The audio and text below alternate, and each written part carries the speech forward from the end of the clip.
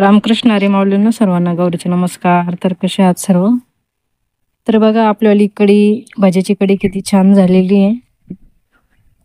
भाज्याची कढी तुम्हाला माझीवाली आजची कशी वाटते कशी नाही मला नक्की कमेंटमध्ये कळवा. तर चला भाज्याची कढी करायला घेऊया, रेसिपीला सुरुवात करूया. रामकृष्ण हरी माऊलींना सर्वांना गौरीचा नमस्कार. तर कसे आहात सर्व?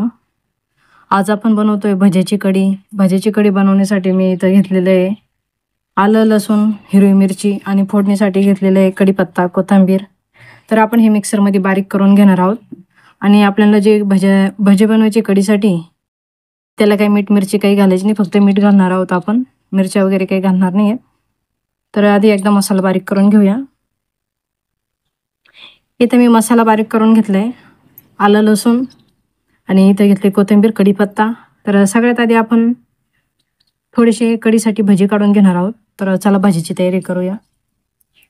कढईत मी तेल गरम करायला ठेवलं, तोपर्यंत आपण थोडंसं बेसन पीठ काढून घ्यायचं आहे. इकडं 2-3 चमचे आपल्याला भजी थोडीशी कमी वापरायची कढईमध्ये, खूप घट्ट नको आहे म्हणून फक्त 4 चमचे मी पीठ घेतलंय. तर ते एकत्र करून घेऊया. पाणी घालून थोडंसं मीठ घालून घेऊया चवीनुसार.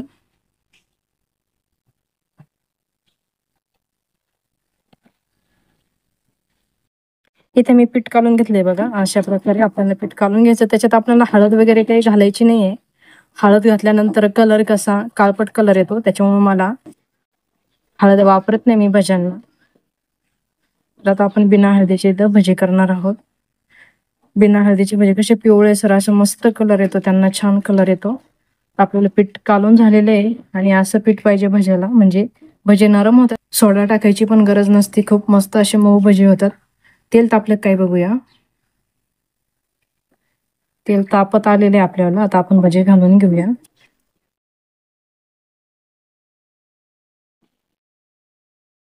इथे तेल गरम झालेले, आता आपण भजे घालून घेऊया.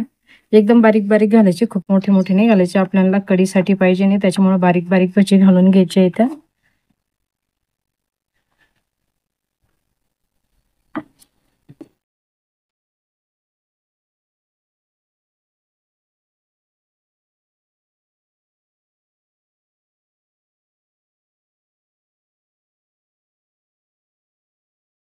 इथे आपण एवढी भजी घालून घेतली आणि बघा कशी वरती आलेले आहेत, व्यवस्थित न हलवता वरती आले.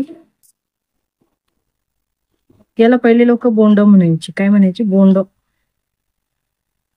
हे बारीक बारीक भजी बनवले ना कढीला, किंवा कोणी पाहुणे असले तरी त्याला पहिले लोक म्हणायचे थोडेसे बोंड बनव. तर इथे मी थोडेसे बोंड बनवलेत कढीसाठी. तर बघा बोंड कशी झालेली आहेत, मस्त पैकी कलर छान आलेले. आता आपण आपली ही भजी काढून घेऊया कढीत घालण्यासाठी.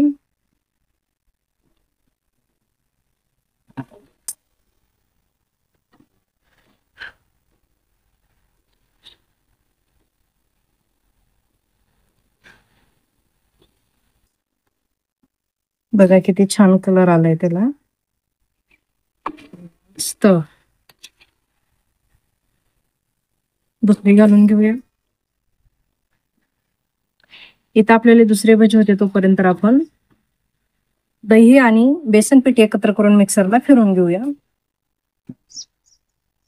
इथे मी 2 चमचे बेसन घेते. जास्त घट्ट दही नाही करायचं, कढी नाही करायची आपल्याला, त्याच्यामुळे थोडस 2 चमचे बेसन घेतले मी.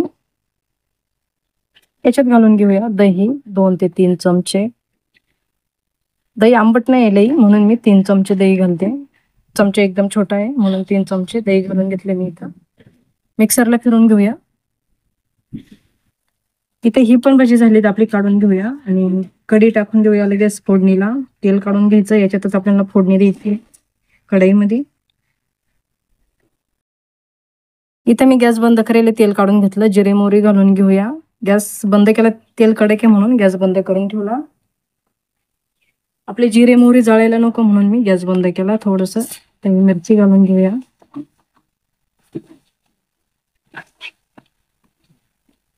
आता गॅस चालू करून देऊया.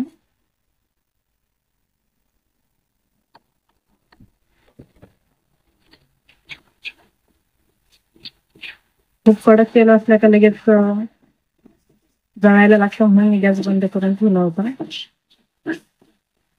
आता याच्यात लगेच कढीपत्ता कोथिंबीर घालून देऊया.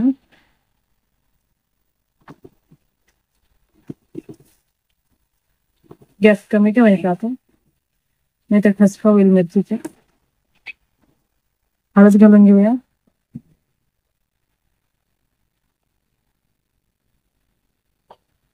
एक चमचा हळद.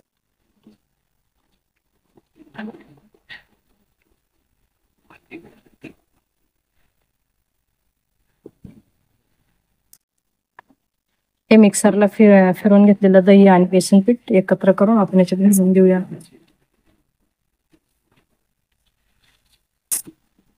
तर गॅस फुल करायचे आपल्याला.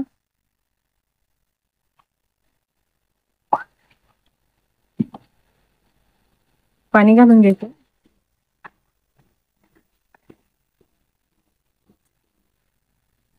अजून थोडस पाणी घालून घ्यायचं इथे आपल्याला. खूप घट्ट कढी नकोय. दही पण घट्ट होतं आणि बेसन पण थोडस जास्त झाल्यासारखं झालं. तर अशा प्रकारे आपल्याला अशा प्रमाणात कढी ठेवायची आहे. त्याला मीठ घालून घेऊया. थोडासा गुळ पाहिजे असेल तर गुळ घाला. मी गुळ आणि घालतच असते कढीला. इथे 1 चमचा मीठ घालून घेऊया. इथे थोडासा गुळ घालून घेते. कढीला उकळी आली. आता आपण याच्यात भजे घालून द्यायचे. गुळ घालण्याचं कारण असं, मी कढीला नेहमी गुळच घालते. चव छान लागते कढीची. आणि घाबरायचं नाही का कढी फुटते की काय. तुम्ही मिक्सरला फिरवून घेतलं तर कढी अजिबात कढी करताना मिक्सरला दही आणि बेसन फिरवून घेत जा. कढी करण्याची खूप छान असे ट्रिक्स आहे. काही तुम्हाला असं वाटून नाही द्यायचं का कढी फुटते की काय. कढी फुटणार नाही अजिबात. किती उकळली तरी फुटणार नाही. आणि ते आपण जर समजा तसंच टाकलं ना तर ते दुधाचे जे असे साय वगैरे असते त्याच्यात ते ठिकरे ठिकरे पडलेले असते. असं वाटतं कढी फुटली, पण कढी फुटत नाही, काही नाही. तरी ते बघा आता कढी उकळलेली आहे. आपण भजी घालून घेऊया कढीमध्ये. इथे एवढे पण भजी बनवले तेवढे पण कढी घालून घ्यायची आपल्याला.